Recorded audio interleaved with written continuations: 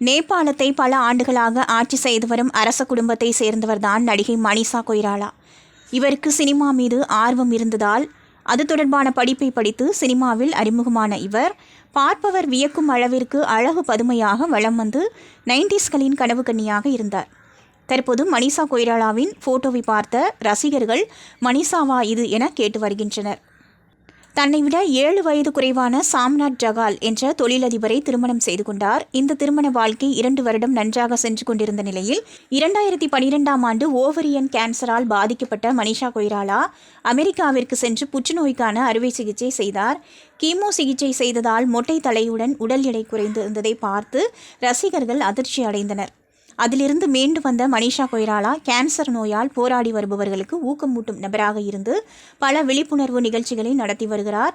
இணையத்தில் எப்போதும் ஆக்டிவாக இருக்கும் நடிகை மனிஷா கொய்ராலா இன்ஸ்டாகிராமில் பதிவு செய்திருக்கும் போட்டோவை பார்த்த ரசிகர்கள் அந்த அழகு தேவதை மனிஷாவா இது என கேள்வி எழுப்பியுள்ளனர். அந்த அளவிற்கு கொஞ்சம் கூட மேக்கப் இல்லாமல் தலைமுடிக்கு எந்த சாயமும் பூசாமல் பேப்பர் சால்ட் லுக்கில் உள்ளார்.